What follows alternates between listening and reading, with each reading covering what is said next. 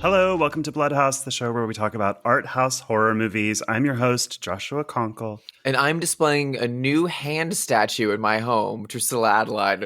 Welcome to another week of Bloodhaus. Hooray! Hooray, huzzah! The time has come. Yes, here we are. Would you like to introduce our guest? I would like to introduce our guest. I was waiting for you to tee me up, goddammit. Well, anyone who's listening to this episode has read on whatever platform you're listening to this that there is a guest. And we have a fucking amazing one today. Most people might know her from an insanely amazing classic Hollywood YouTube channel known as Be Kind Rewind, just BKR to some people. She was recently on Turner Classic Movies. None other than Isabel Custodio. Hi, Hello. Izzy. Hey. Welcome on.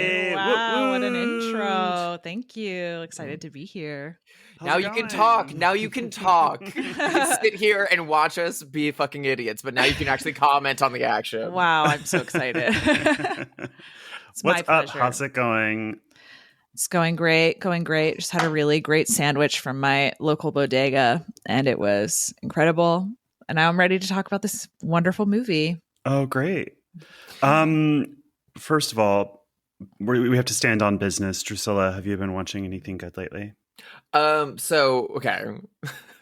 Well, there's going to be more interesting people to tag on that than me. I have been so bogged down and busy with work. I have been binging old seasons of The Simpsons because I need anything in my veins, to the point that the first movie I watched this week was this movie. And Bloodhouse first. This is Bloodhouse first. I know. I'm not well. Please send police. God, don't. I looked at my letterbox. It was I logged Shock, and then right after I was like, what was before that? Oh, Tim's the Blind Dead. Fuck, I need to watch something else. And so last night, my partner and I were like, we should watch a movie. And I've had one sitting on my pile of things to watch is from a former guest that was a gift from Chris Norris, aka Steak Mountain. He sent me a 2-pack of Jess Franco movies from Vinegar Syndrome. Yeah. And so we watched one of them last night, which was called Two Undercover Angels. Okay. Which is so amazing. It's so fucking good. It's like a very post James Bond late 60s espionage super spy kind of movie about two women who are known as the Red Lips, who break into places and then either steal something or search for something or kill someone, and then they leave a red kiss mark on the wall. And Interpol doesn't know what to do about these women. Meanwhile, across town, fashion models are being kidnapped by a werewolf. Oh my God. Of course. This is so good. And are being used and are being murdered for the amusement of a one-eyed mustachio twirling pop artist who makes art about murder and death. What? And so the Red Lips have been tasked with finding out who this mad artist is and what's happening to all these disappearing models, and they have to convince old men to sell them art and then investigate the crimes. And it's a Jess Franco movie, so it's lurid and trashy and really beautiful. It's brimming with sapphic intrigue. What is this called again? Yeah, I need to add this to my watch list. It's called Two Undercover Angels. It's a German-Spanish co-production. And the original German title what a weird is crossover. Rote Lippen Sadistratica. Red Lips Sadist Erotica. Whoa. And it has a sequel, which is called... What the fuck is the sequel called? Kiss Me Monster. Wow. It's really fucking good. The dubbing is atrocious. Great. It's some of the worst dubbing ever, and it sounds like there's two people in the booth doing every character. It's Wow. so good. That sounds so fun. Oh, it's- thank God it's on Tubi. Yes, it Tubi is. always comes through with these. It does. It really does. Honestly, watching it with commercials probably would benefit. I feel like it's 72 minutes long, and the final 5 minutes are a black screen with just like the theme music still playing. Like it is Brilliant. like veet. It's super fun. It's the like disc menu for the double feature Vinegar Syndrome release is just like an entire sequence from the movie of a dancer in a go-go cage dancing and then stripping. Like a very goth looking woman. Like Yeah. that's the entire menu, and it's like that's your Great. vibe. It's a super spy 60s go-go dancer movie.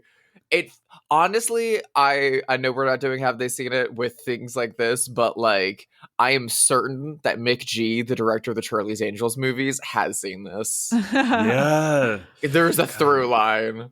It sounds so good. I was going to name check Steak Mountain as well because I just got the Vinegar Syndrome release of Let's Scare Jessica to Death, which I comfort watched last week. Chris is the best. He's the best. I didn't know. He's the most cantankerous man alive. Every time you compliment his work, he's like, that's the worst thing ever. I hate it. God, I didn't know that you were there now. He's just the best. And it's a great release. Looks beautiful. Art is beautiful. I love him. But what I was going to talk about is I rewatched a movie that is not good. It's Poltergeist 2. Thematic. Yeah, Yeah. that's true.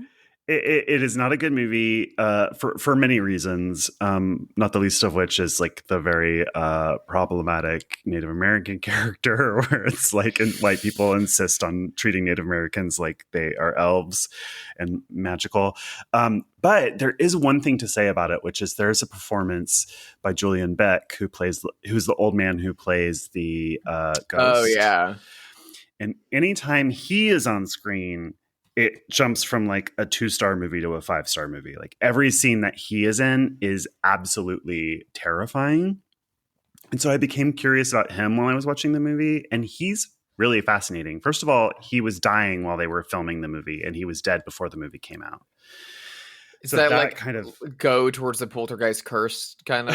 kind of. I suppose speculation? it does. Yeah.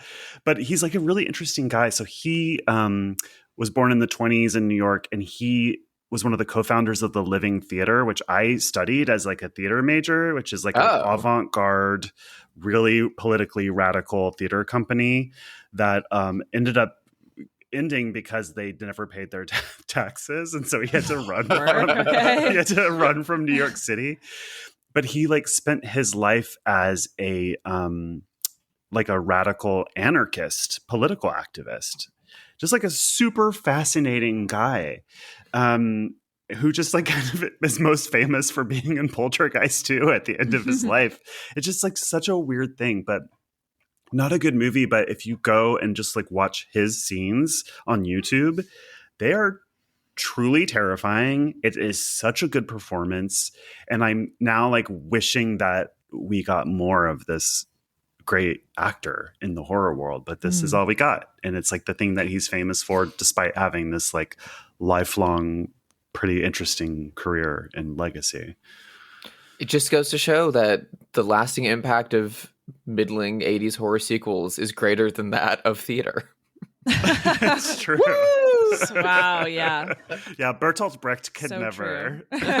Brecht found dead in a ditch after watching Halloween 5. Well, it made me also feel like, you know, I'm like a little sensitive about getting older. And I was like, there's still time for me to do something really cool right before I kick the bucket. Like I could be a creepy old man in a bad horror movie. I'm really good in it. Always think that about Ruth Gordon. I'm like, oh, she did so much. Then I'm like, she was a very successful screenwriter when she was younger than me, so I can't even take that track. It's true. Yeah. You have to break your legs and then maybe you could be like Ruth Gordon. Yeah. I'm 3 feet taller than Ruth Gordon. It's an issue. Well, you don't have to be. There's like surgeries. If I learned anything from materialists, height is just a number that can be changed. Oh my god, I've been joking about the fucking materialist leg surgery for weeks. There's a leg surgery in materialists? There's an implication of a leg surgery. Yeah. Oh my gosh. I haven't seen that movie and I kind of wasn't that interested in it. But then I saw this Letterboxd interview with Celine Song where the interviewer jokingly was like reading her a joke from Letterboxd that was like, not Celine Song normalizing broke boys, because she thought it was funny. And Celine Song was like completely humorless. She's like, actually, thank you for sharing that. I don't think that's funny at all. This is a film that is a critique on capitalism. Yeah. And I was like, that is delightful. And now I love Celine Song and want to see this movie. Yeah. Well, your mileage may vary. Yeah. Mm-hmm. Oh my God. Okay, Izzy. First of all, should be mentioned. Your most recent Todd Haynes video is fucking amazing. Thank you. Oh my gosh. Oh, wow. You went so out of pocket. Yeah, I was a little unhinged, but I think so it's good. I've been watching your channel for years. I discovered it at one point, probably like 2019 or something, and I was like, "Oh, these are some fun Oscar videos." I know nothing about Oscar history, and I watched like 8 of them in a day and like demolished them. And it's made me so happy watching them grow and change over time. And Thanks. You like getting into like much more interesting areas and much more like deep specific things and like putting out feature length episodes on like, I don't know, Miss Piggy. I know, it's crazy. I need to be reeled in sometimes. No, you do not. No. You need a spot on the Criterion channel to just do this. You need a steady paycheck from them once a month. Like, new feature length drops. The latest is so good. Superstar is such an underrated fucking gem of a movie. And the fact that you like movie spoke to it within the language of the film is like genius. Yeah. Which should be noted is knockoff Barbie dolls. Yes, of course. I mean, I think like I came to it sort of with a logistical problem. Like I wanted to tell the story of Superstar and how it was made and stuff, but I was like, where the hell am I going to get B-roll about this? You know what I mean? Like I think I've seen 2 pictures of the film being made. A movie that doesn't legally exist. Right. Like, and so I was just like, well, I'm not going to show just like clips of the film for 40 minutes while I talk about this, because that's just basically showing the whole film. So I was like, well, I guess I need to turn the tables on Mr. Haynes and you know, make it the way he would have made it for that film. It's so amazing. Literally minutes after it dropped, Josh and I are in a group chat with a friend of the show who's been on, Jose, who immediately texted us links to it. And it was like, New Be Kind Rewind dropped. You have to watch this immediately. And I was like, how have you already watched an over hour-long video? It just came out. I think the gimmick was maybe a little surprising to people at first, because it's very different from things I've done before.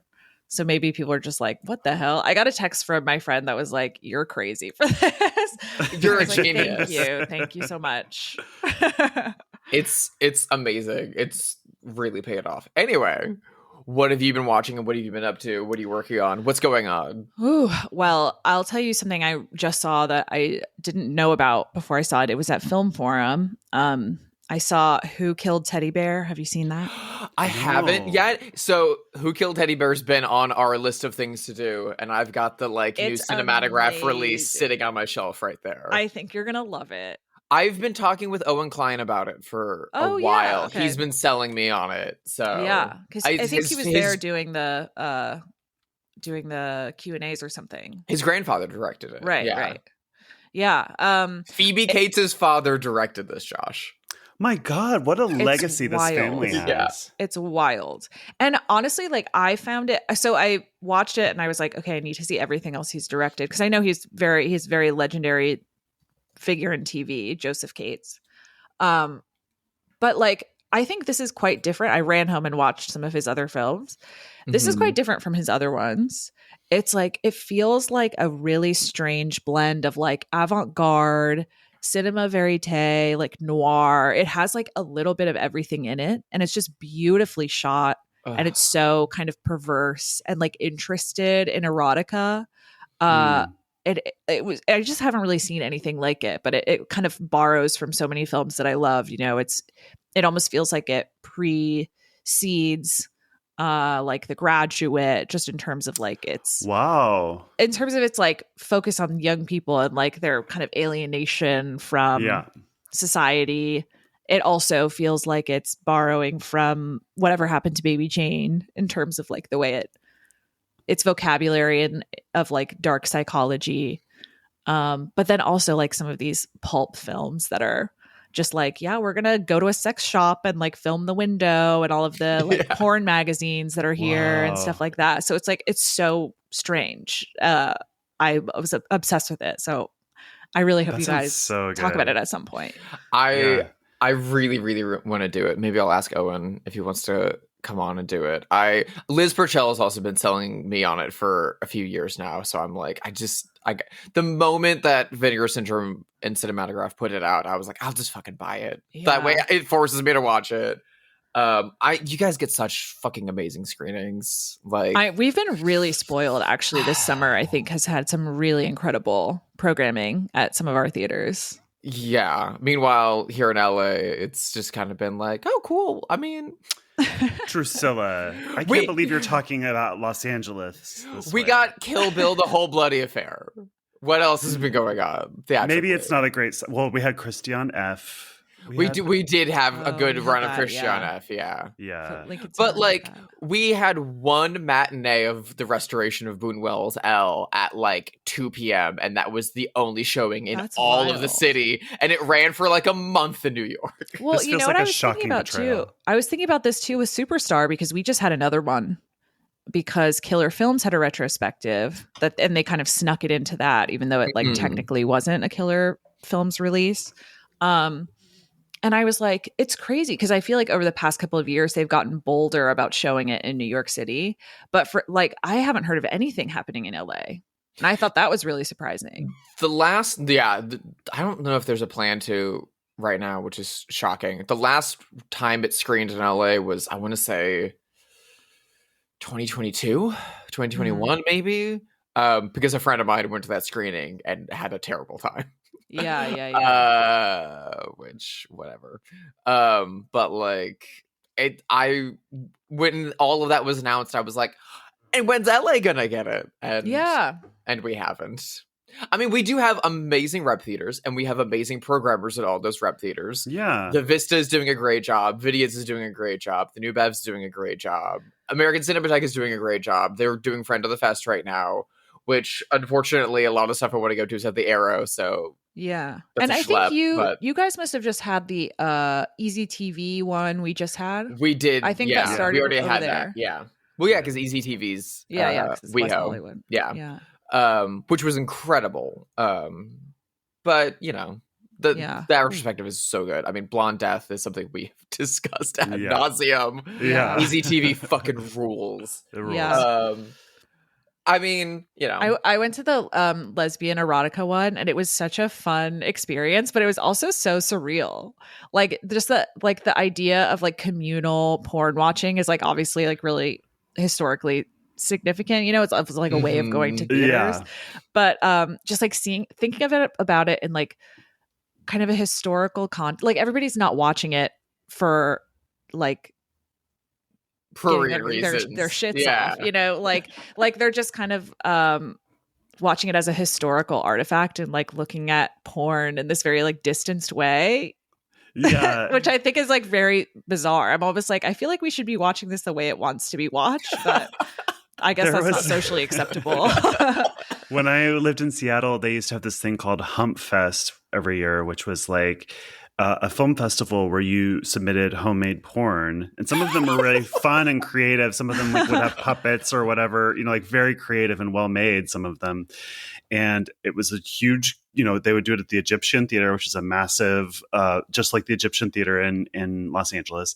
And at the end of the festival, all of the films would be destroyed. So you could only watch them at this like film festival. That's awesome. That's would fun. Like encourage people to be brave and submit them because you could only watch them this once. And it was just like the coolest thing ever. Yeah, that's cool. Go to. Yeah.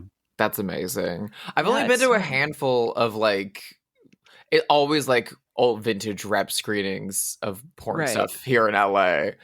The New Bev will show like like leather biker girls or whatever. That well, the like John Holmes Dracula, Dracula Bites or something like that, which was a good time. But it's also weird to have like a midnight packed house for that and kind of be like, because you can't tell the vibe of the crowd, and you're like, right. That's what I mean. Like something about it's slightly weird, but it is fun. It's because people are treating it like they're watching Badlands or something, right? Yeah, because they don't know what to do, so they're like, yes. But they're like watching fisting, interesting move, right?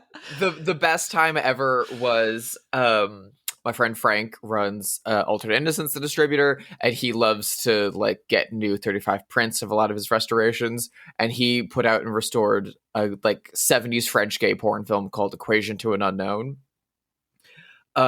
which was like a big influence on Knife Plus Heart.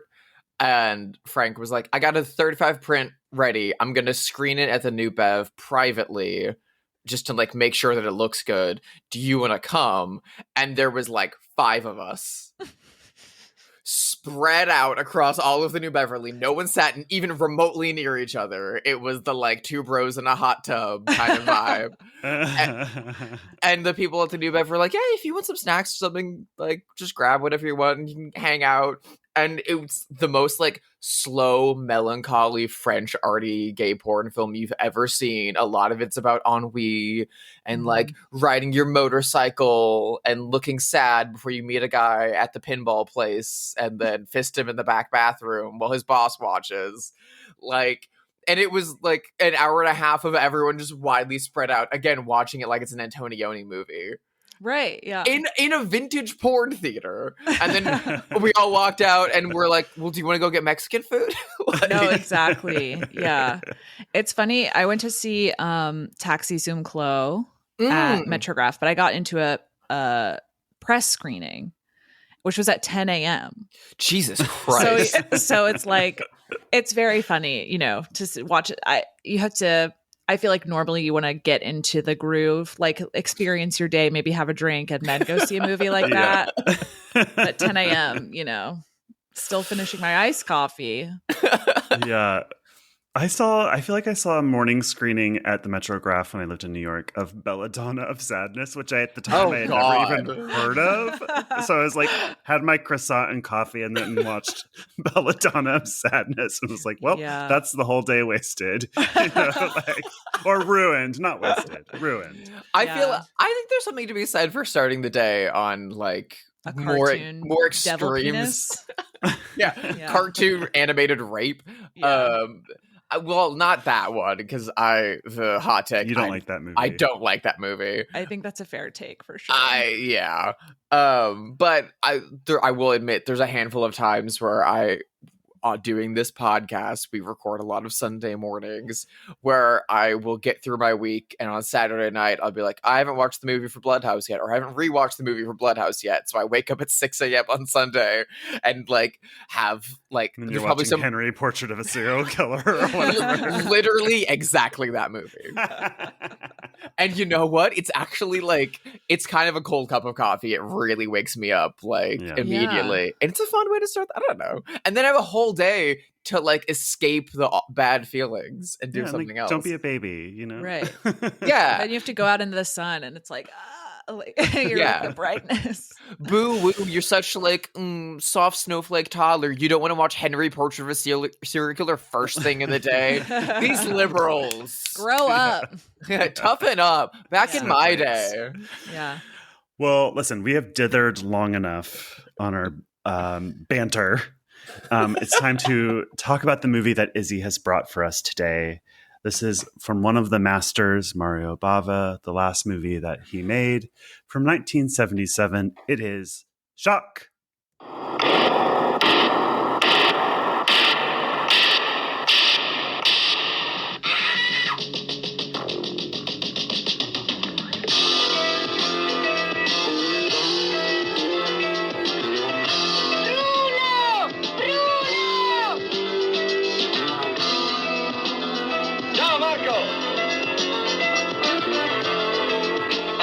Salve, giovanotto.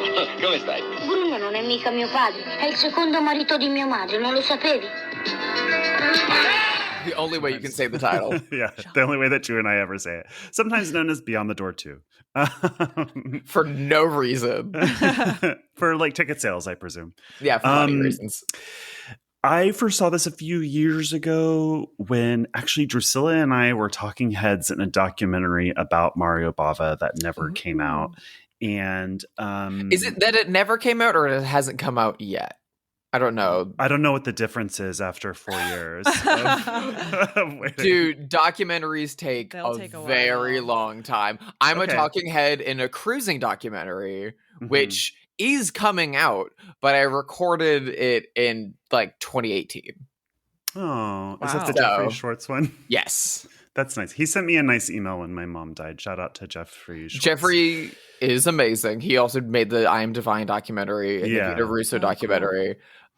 His new cruising documentary, Mineshaft, will be coming out soon. He also has a Showgirls documentary that's done and in the can and has been since 2019. But that other Showgirls documentary came out the same year, so he was like, I don't want to touch it. Oh, wow. Well, in any case, I had not seen this movie because in my understanding of Bava, it was considered to be like a lesser Bava or like a lower tier Bava. So I watched it in preparation for that documentary. I wasn't really that into it the first time I watched it, and I liked it quite a bit more this time. But Izzy, why did you choose this, and what are your feelings towards this movie?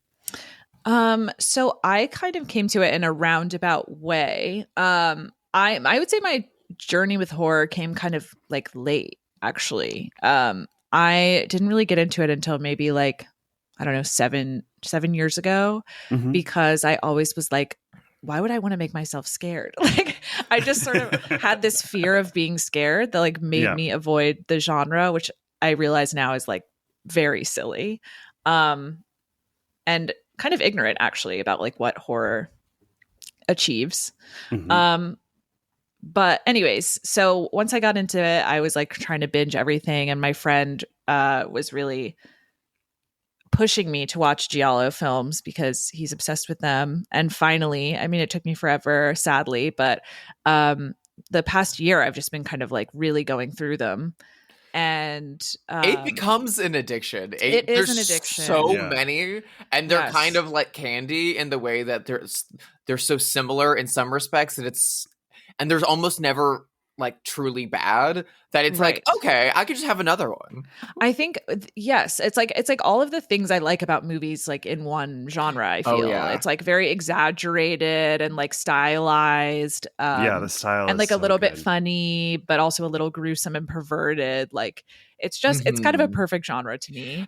I have had a theory, and we can get into it more later, that there's a good subset of the Italian giallo film that is a direct line between the 1940s melodramas to the like thrillers, like Hitchcock being like the main key that like does both, into the 1980s and 90s like erotic thriller mode. Like there's like a huge like exact like string between like Henry Hathaway, Alfred Hitchcock, Fritz Lang, and then like the pearls string through like Bava, Argento, Martino, and then back out to Brian De Palma, and then up through Paul Verhoeven and all the people that made the 90s what they are. Yeah. Well, like Crystal Plumage, I feel like people kind of exactly were talking about Hitchcock when that came out.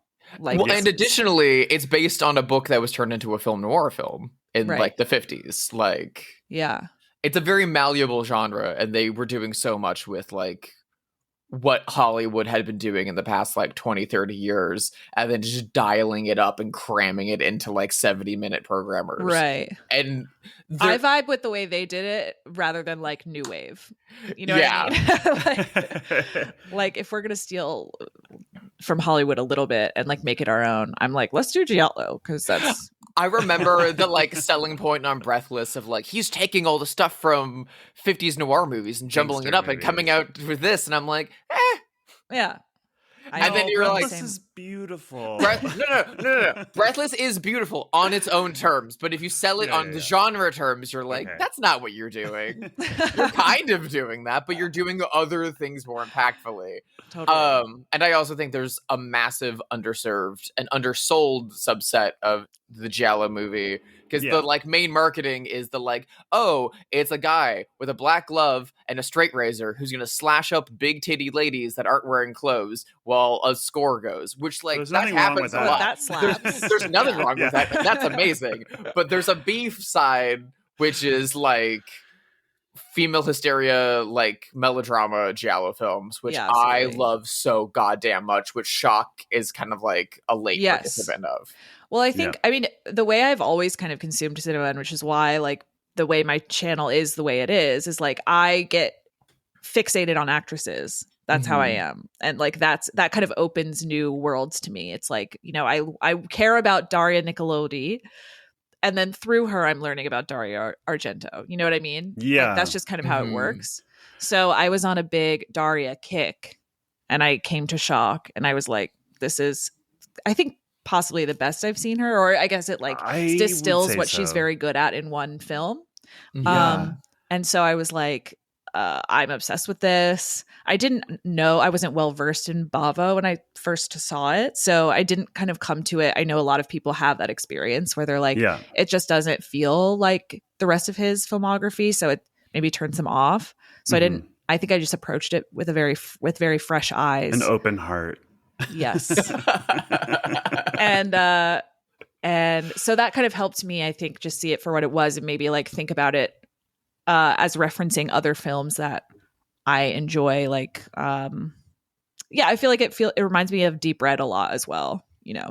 Yeah. Deep Red is my favorite Giallo. And I think I liked it more this time because I let go of the expectation that it would be like another Bava movie that I love, and just appreciated it for what it was. And a big part of that was Daria Nicolodi, who, like you, I adore. And, you know, we were talking a little bit before we started recording that, I'm used to seeing her as like a charming, funny Gal Friday to whoever the male lead is. And she's so great in that modality, whatever the word is. She's so funny and charming, but it's nice to see her have something with a little bit more meat on the bone and get to play a bit more emotionality in this, because she's really quite good in this. And I would say, I mean, I haven't seen every movie that she's ever been in, I don't think, but she's just so good in this. This is her biggest role, maybe ever. Like, her collaborations with Dario are numerous. For a short period of time. Granted, like writing Suspiria, amazing. Right. The same year as this.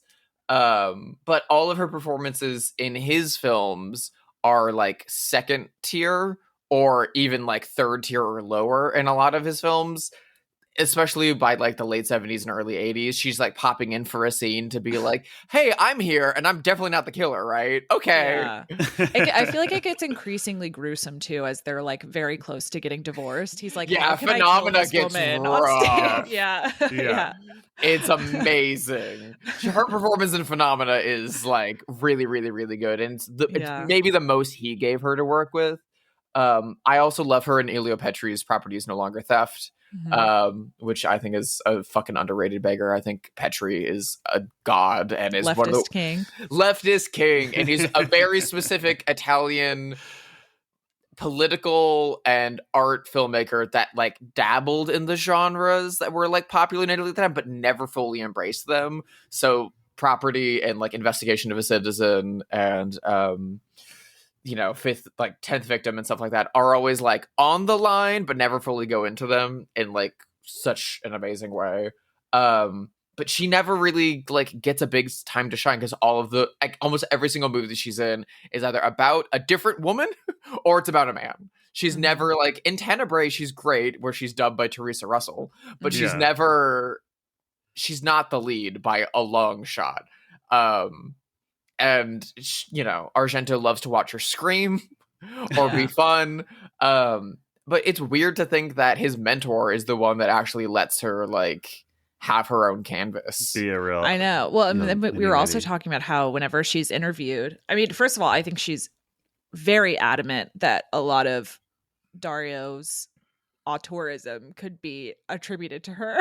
Yeah. But I then, believe it. and I believe that as well. But Especially also that, Suspiria. I mean, my God. yeah. And Yeah. then she is also very open about the fact that she liked working with Mario Bava much more than Dario Argento. And I'm just like, I get it, because he's giving you more to do. Yeah. And also, I'm sure that was fraught in ways we cannot even imagine between the two of them. The story that I was told by Irene Miracle and Lee McCluskey, the two leads from Inferno, when I saw them at a screening of Inferno years ago, was that Dario was almost never on set of Inferno. That like they met him in like the casting process, and then he was very sickly and very ill at the time, Right. which I think describes every day of his life, based on the photos I've seen. And that he like was there on set a couple days at the beginning and a couple days at the end, and they were like, yeah, like he just didn't show up. And so like this older guy who was like the technical director showed up, and he directed us through everything. His name was Mario Bava, and I was like, what? They're like, yeah, Mario Bava directed us through the whole. Yeah, it's this older guy named Mario. Oh my And God. so like Shock so is funny. like the last Mario Bava movie. Bava's credited as like special collaborator on Inferno, but he technically ghost directed the majority of that film. Which is so funny because on this film, Lamberto Bava Ghost directed half. Yeah, of it, he was just like, Mario didn't want to work with the actors, so he just like left, and I did all of that. I did all of the actors' work because It's so funny how many like Italian genre movies you look into the production and you're like, yeah, the director just left halfway through. Bava got his directing start working with Riccardo Freda on I Vampiri and Kaltiki, the like Blob knockoff, which is better than the Blob. So good. So amazing. And both of those movies, Bava was the special effects guy and the cinematographer, and Riccardo Freda would get bored or frustrated and leave, and Bava would be like, okay, guess I'm shooting this. I mean, what a better way to be mentored than just to be thrown into the deep end, I feel. I mean, it seems like he wanted to give his son the same experience he had, and I mean, it worked out. Lamberto Bava made some fucking great movies, like, or whoever was actually directing those movies. That's true. Daria Nicoletti really reminds me that I'm a homosexual because she just looks so chic in every movie. She just has the cutest dresses and the best hair, and like she's a little fashion plate. When she's wearing those sunglasses at that, I was just like, oh my God. She looks her great. neck is like otherworldly to me. I know. Like, that's like 2 inches longer than a normal neck, and I think that's great. She's Italy's answer to Shelley Duvall in so many ways. Yes. I feel like I want to have. I wish there had been a summit of like her, Rosie De Palma, and Shelley Duvall, where they could like get together and fix the world. I also wish that Daria Nicoletti had been able to like do like a Almodovar movie, because like he would have given her so much to work with. Or like, can you imagine Daria Nicoletti like in a like late 70s Fassbinder movie? Well, I was thinking about like Cassavetes. Yeah, that would be she great. She would have been so good with him. She would have been. Oh my God. So this movie in the United States was called Beyond the Door 2. It was an unofficial sequel to Beyond the Door from 1974 and the second entry into the Beyond the Door trilogy. This is also the second movie where the little boy, David Collett Jr., is the little boy in the movie, although he's a different character in this movie, weirdly. I just was curious watching this, what happened to this kid. This is the last movie he was in. He was only in these two movies. And so I looked him up, and he is in his 50s, obviously. He lives in DC. He's an economist. But his father was American, and he ran the American University in Rome. So he was born and raised in Rome as an American.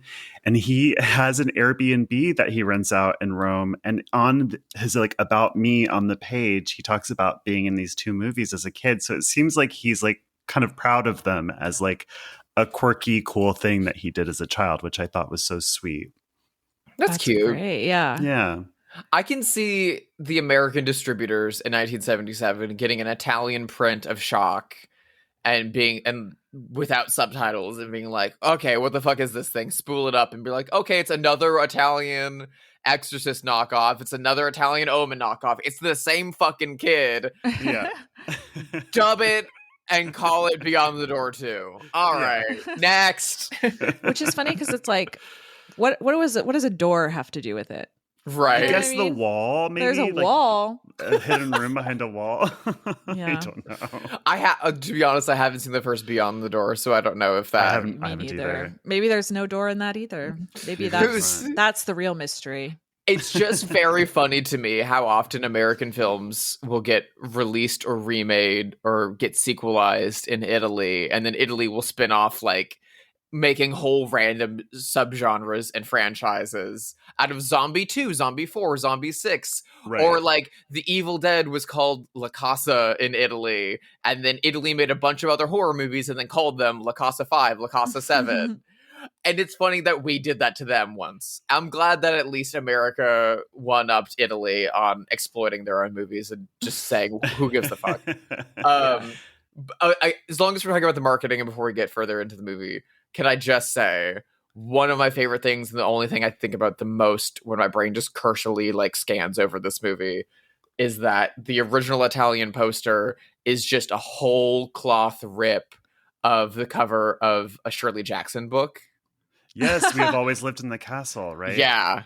It's the only difference is that on the Shirley Jackson book, it's a woman like hidden behind like dilapidated like 2x4 beams with her like kind of ghostly hair and her eye poking through like a knot, and she's holding on the shock cover a box cutter with blood, which is incredibly thematic to the film. But on the book cover, it's like a little flower. It's a lot more Shirley Jackson appropriate. And it's a William Thiessen painting, and I believe he's still alive. Oh, really? He was never credited. He also did that really fucking sick poster for Deliverance you love, Josh. Yeah. The boat coming out of the eye. Like, Yeah. he's just did a bunch of Agatha Christie book covers and a bunch of Shirley Jackson book covers, and at some point Titanus or Mario Bava was like, that's good, use that. Use that. It was like less than 10 years old. Like, It's all very shameless, though. I feel like they're like the borrowing that was happening in the Italian film industry at this time was like very shameless. Yeah. So in terms of plot, Daria plays Dora, who is a woman who is moving into a house she used to live in with her young son, Marco, and her new husband, Bruno. And the house has been empty for 7 years because her previous husband and the father of her child took his own life in that house. And very quickly, the son begins to behave oddly, and Dora begins to believe that her ex-husband is somehow haunting the house, maybe possessing her child, and it all kind of devolves from. I mean, that's kind of it, right? Is there anything more to say about it? It's very, very simple, like possession, haunted house kind of deal. It's also, I mean, it feels like it's riffing on the like Polanski formula of like, let's get a woman isolated and drive her insane. Yes, right. It does like call into question whether or not any of this is really happening, or is she imagining it, or it seems to want to call that into question. I would argue it doesn't really do that successfully based on the fact that there's an ending after. Well, I don't want to spoil it, but like, we see many clues that she's not imagining it. It seems to want to have its cake and eat it too, but it doesn't really do that very successfully in my opinion. Really, like endorses a specific interpretation.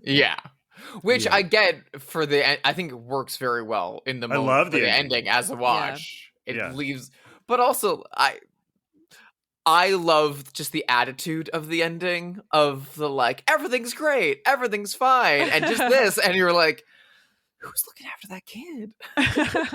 I mean, I assume that the police are on the way, or you know what I mean? Like you're about to hear sirens coming, you know. But it's a pretty isolated house. I feel like it might take a long time for Eventually, though. Well, Yeah. that's the kid's problem now. Yeah. He He's has now the always little lived in girl this who lives castle. down the lane. No, Oh my literally. God. Yeah, I don't think he has what Jodie Foster had. He doesn't have that. He certainly doesn't have the talent, which is why he never did another movie again. I mean, that's why he's an economist now, and not Jodie Foster. Yeah. I love her hand sculpture. Drusilla knows this about me. I collect hands. I have like a giant basket full of hand like exactly what she has of like hands. I don't know what else to say about that besides when but I saw I feel the like hand. that's so key I to the whole applaud it. film. You The know? hand loved is very. I mean, the fact that like it's like hidden under like the couch cushions when they first Yeah. move in, and she's like drawn to it, and like has like a fetishistic place on the shelf, and it sits there like in view every time they're in that room. It Right. comes back a lot. I mean, it's a hand like kind of It's the almost hand like of Buddha. it is Yeah. the hand of Buddha. Oh my god, you're right. Alexandra Heller Nicholas has a great video essay on the Arrow Blu-ray exclusively on the hand. Really? It's so good. We both I love her. She's her so stuff smart. so much. She's the best. And it's an incredible video essay. But really gets to it being like the central like key to this movie as like an object of control, and like it also like doesn't match anything else stylistically in their house. It is like Right. very chic, clean, modern art. Well, it feels like it's very stylistically different from like Bava generally, because his whole thing It is kind of does. like ornamentation and glamour, and that's very like, I mean, maybe I've been ruined by like modern society, but I'm like, I could buy that at Pottery Barn. You know what I mean? Yeah. It feels like something left over from the set of A Clockwork Orange, where they're like, yeah, we'll go with the dick one instead of the hand one. That feels more on key.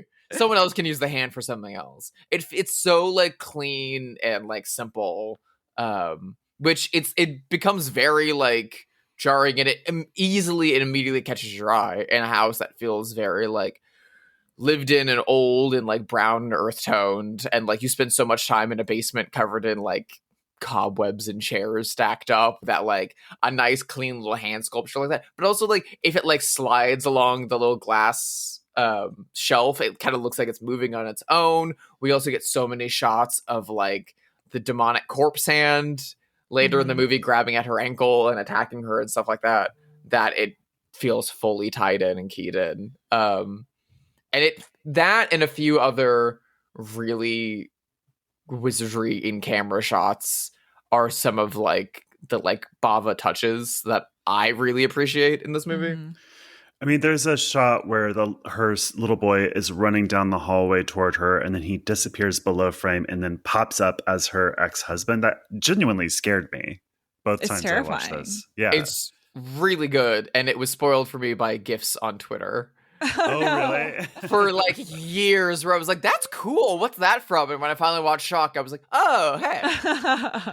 There's something so odd about her first husband, by the way. He looks so like androgynous, like Yeah.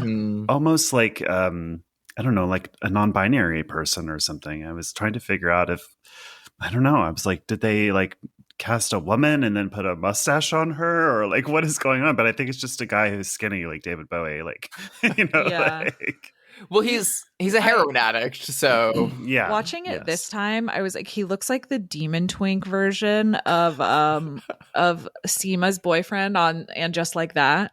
oh my Oh god. my God. That show is so demented. Oh my god. And I was like, and that made me laugh a little bit, thinking of it that way. That show is so unwatchable to me. I could not get through the Yeah. first season. So the character assassination of Miranda was like unforgivable to me. I was like, this is so painful. Yeah, it really is. And I stuck with it. A And lot I'm of not people glad did. that I did, to be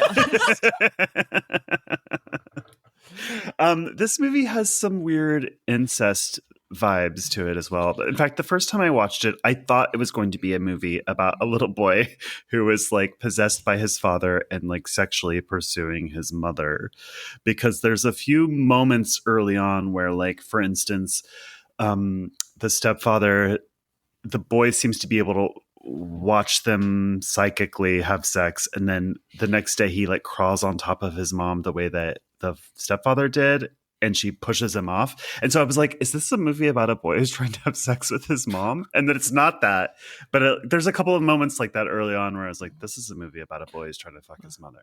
I mean, when he cuts up her panties, it's very... Yeah. It's like not subtle on the Oedipal front for sure. Not at all. But it's a good way of like getting different kinds of like intrigue and scare out of what by 1977 was a very overdone genre. Yeah. To me, that was like more jarring than just because of like the way it's executed. Than like The Innocents, for example, like the very strange, like elongated kiss that little boy gives Deborah Carr. Yeah. And this one is just like dirtier. It's much dirtier. It's very gross. I can't imagine Deborah Carr having to deal with a child cutting up her panties. That seems like very much out of her wheelhouse. The one thing she can't play, because it seems like the kind of thing she would read in a script and be like, we're not doing this. Why the fuck did you write this? Dara Nickelodeon's up for it. I did think about The Innocents a lot because it's a similar idea of like a child being possessed by adult. And on top of that, a like sexually perverse adult in both situations that makes the possession of a child even more fucked up and like disconcerting. I don't know how successful it is at convincing me that the kid is like embodying the adult in this version. He's where not the I best feel actor, the kid. However, when the kid goes in his tirades of like, you killed my father, why did you kill my father? And I think that's amazing. And he's very good at that stuff. And very, very, very believable. But I also like the way it oscillates in and out, I like a lot. And I like how much it's couched in her perspective of this. Because also like, it's implied that she's had to be hospitalized after her husband's death. And now after years of like being remarried to a pilot who seems like a dick, and raising a kid, moving back into that house and immediately having all this recall of that relationship, like it makes sense that all of these things would go weird and start to feel this bad and this oppressive. And I like how much it plays out from that perspective. But also the entire time I'm just like, what? You fucking just move. Why are we classic. here? Yeah, classic. Yeah. Well, Bruno's really like gaslighting her to death. He's also literally drugging her. Yes. There's like really, really smooth, like put some drops in her water, put it on the table, hand her water. She'll be fine. But also he hands her, the first time he hands her the water, she's already taken some pills, which I presume are sleeping pills. It's like, you're going to give her more? Like, she's taking sleeping pills. Like, what more do you want from her? Jesus Christ. Yeah. Her dream sequences are so good. They're amazing. Yes. They're great. The best parts of the movie for me. I love the floating straight razor, or box cutter rather. Yeah. I do you have any idea how they filmed that one where her hair is kind of like, it almost looks like she was turned upside down or something? That's what I assumed. I assumed that she was turned upside down and strapped to a bed, and that they used fans in slow motion on either side. But that's my best guess. It's so amazing. Again, that's the stuff where you can really feel like Bavo stepping back up.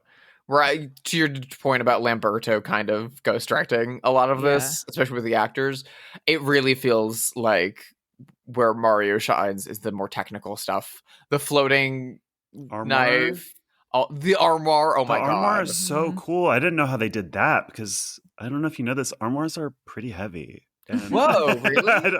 I don't know how they made it look like that. It looked great. Yeah, all that stuff is so good. Even like the simple things of like, again, like the kid playing with the ghost outside, like That made me think really of Personal well done. Shopper, where you watch the ghost walk out of the hotel lobby just by a tracking shot with no one in it. You know what I mean? I Oh. love that kind of stuff. too. Hitchcock does Yeah. that in Rebecca, and there's a really great Henri-Georges Clouzot movie that does the same thing, where we like talk about a thing that happened, or we follow a ghost just by tracking like empty spaces, and the Mhm. camera just kind of marks it as if It's so fun. the figures are there. It's so fun. It's so dramatic, and it's genuinely thrilling and like chilling to I me love it. because it keeps you on edge. It keeps you looking. Oh my god, this movie's so goddamn fun. It's so fun. It was so much more impactful for me this watch, just honing in on Daria's performance rather than like I also, to your point, Josh, watched it in that same period when we were working on that documentary, and I had binged like 20 Mario Bava movies in a week. Same. So after watching like Hercules and the Haunted World, I was not ready for shock. Well, also, it just is a reminder that other people's opinions can influence you in a way that you don't Mhm. expect it to. If people tell you over and over again that it's like a lesser Bava, it's hard to shake that, I think, even if you think that you're watching it with an open mind, you know? At least for me. There's way Yeah. too many I hate the perception of like the kind of Quentin Tarantino thing of like directors get bad with age. Their last film's their Right. worst film. Immediately, if it's at the end of the filmography, it's the top of the IMDb page. It's trash. Throw it away. You're only good if you're in your 20s starting out. You're only good at this point. This is I like, to Izzy's point, and also in Alexandra Helen Nicholas's video essay, she also calls this her favorite, to her the most effective Bava movie, and I think it might be one of his better ones. It's totally different. It's operating more in a like contemporary landscape, which he never really did, other than like Bay of Blood and a handful of other movies. And I think this is more effective than some of those.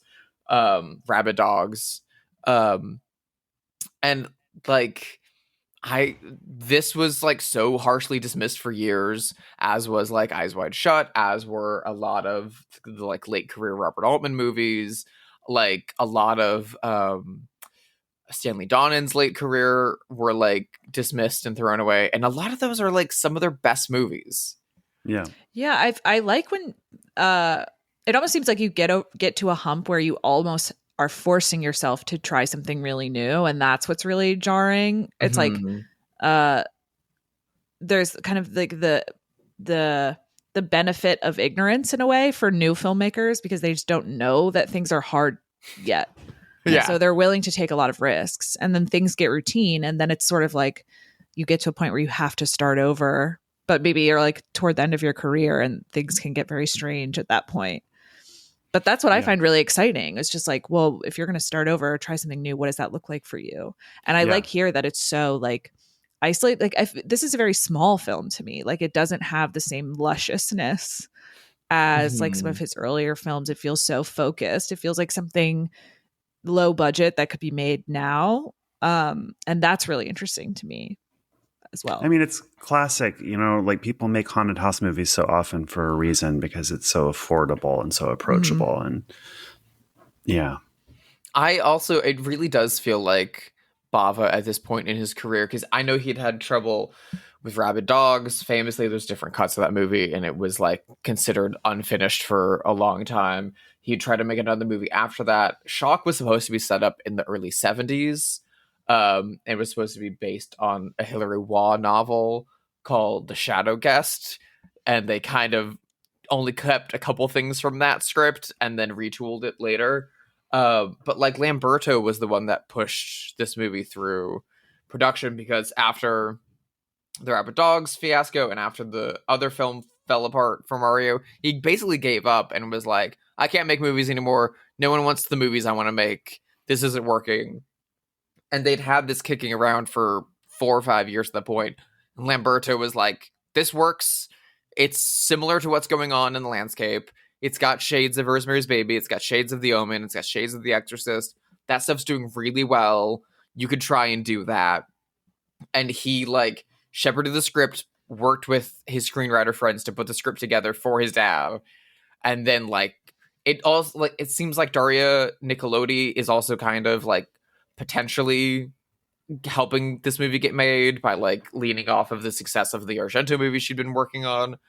And it really seems like a lot of the Italian film community, at least in this kind of circle, coming together to give him one more win. And it seems like he really wants to prove that he still has it. And it feels like his response to watching those Polanski movies and watching The Omen and watching The Sentinel or The Sentinel probably came out the year after, but like watching those other, like watching Beyond the Door and the other like Exorcist and Rosemary's Baby knockoffs and being like, I see what they're doing. I see that they're just couched in the same old stuff that I was doing previously. Let's give this a twist. And I think he's more successful at it than maybe not than The Exorcist, but like, and Rosemary's Baby, obviously, but like than anything else that aped it. Yeah. I mean, there were some pretty shitty knockoffs, that's for sure. There's some really bad knockoffs. I mean, Abby the Black Exorcist is a fun movie, but like... So let's pivot and play our favorite game, Have They Seen It?, where we speculate wildly whether notable figures have seen this movie. I was just doing some quick Googling to see if this person has seen Shock.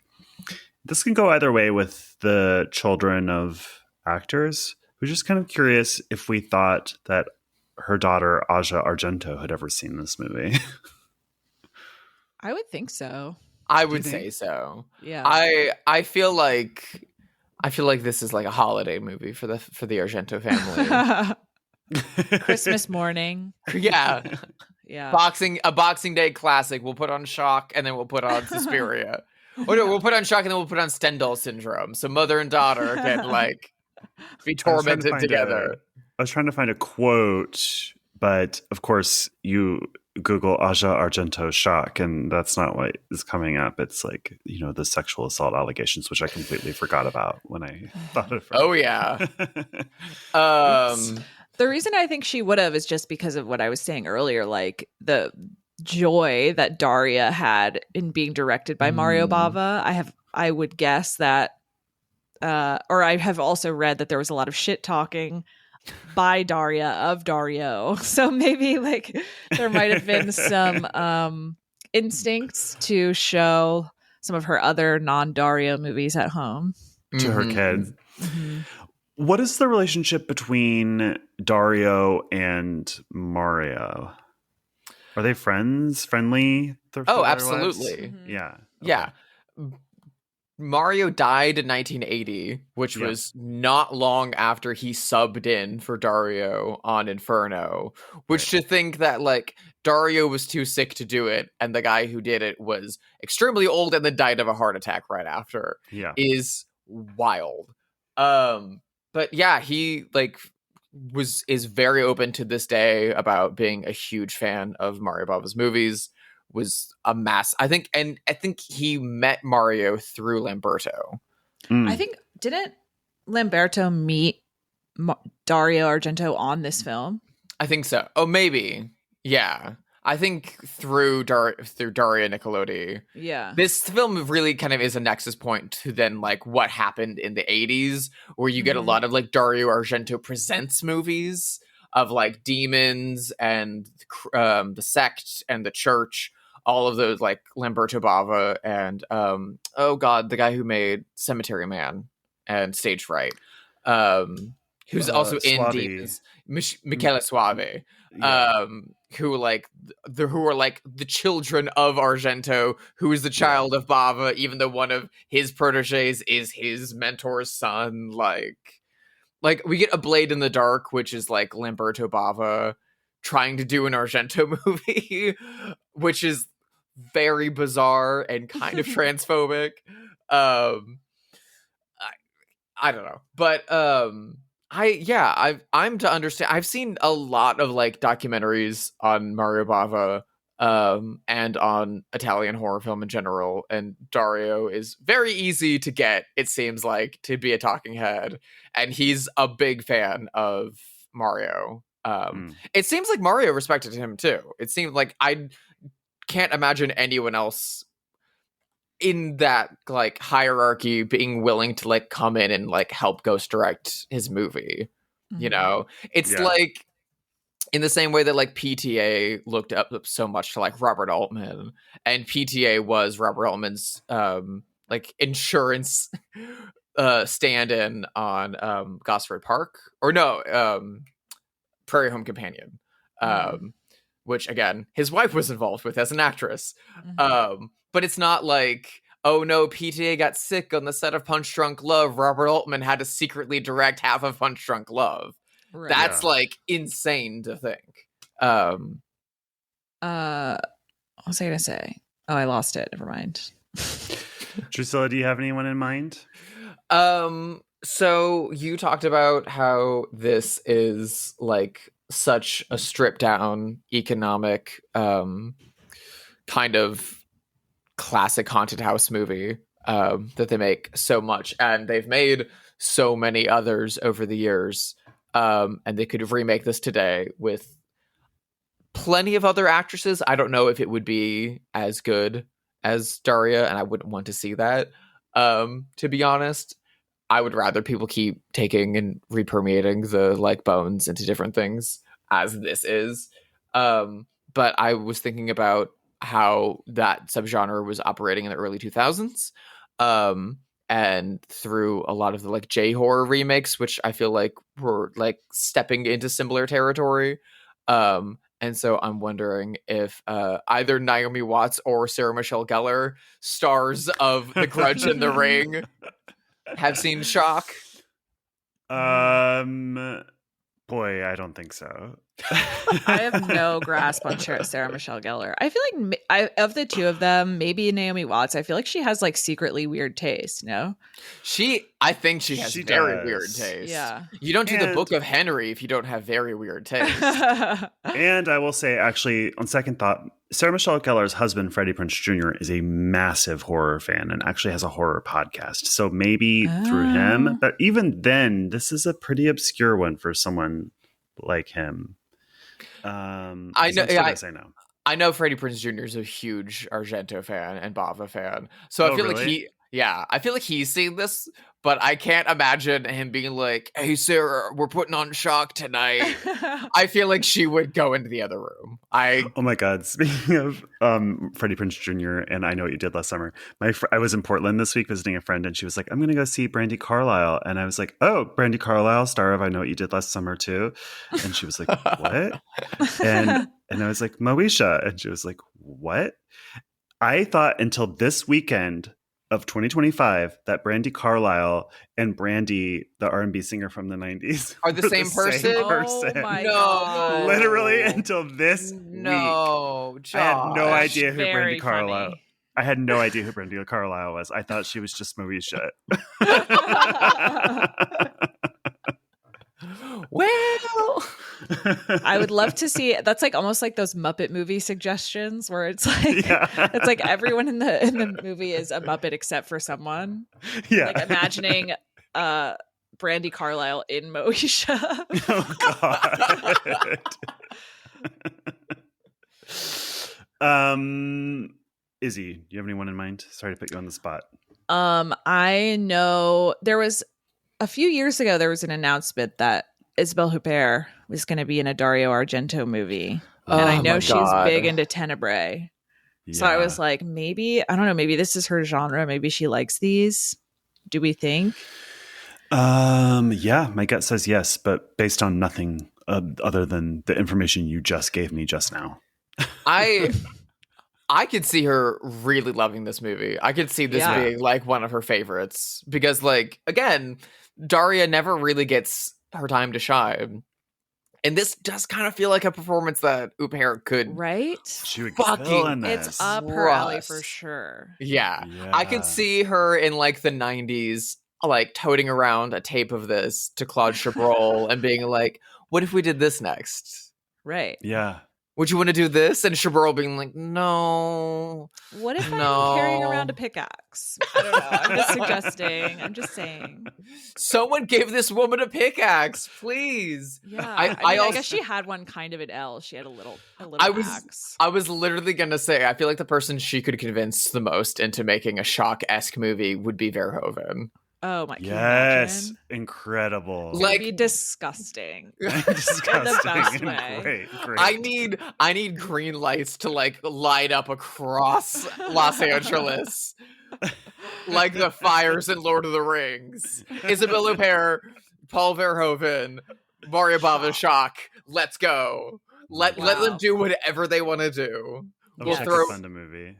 I feel like somewhere there is a like Italian or like Eastern European film producer that can funnel them like $40 million to go make that right now. Yeah, incredible. I need that. I know he's making his Jesus movie, but he can make this in between. I hope his Jesus movie is like so horny. I imagine it is going to be. It has to be. It's like, is the Pope Catholic?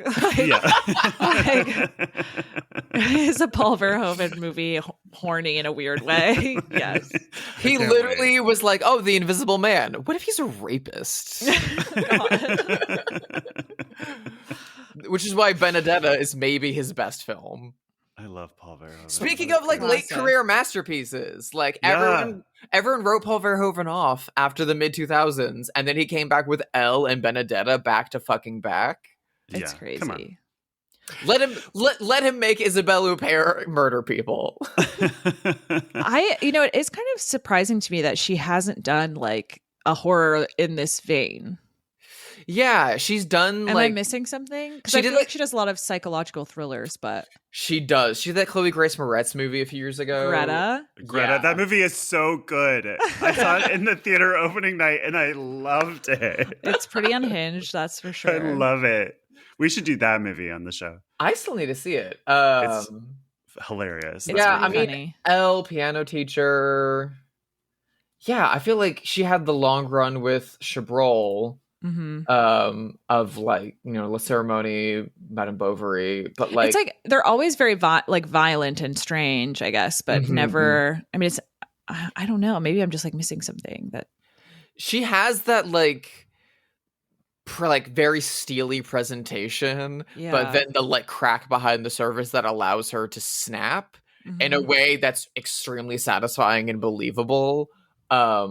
That it would make so much sense for her to do a Shock-esque or Polanski-esque kind of thriller. Right. Like, what if you remade a gender swap version of The Tenant with Isabelle Huppert? Oh my God. That could be good.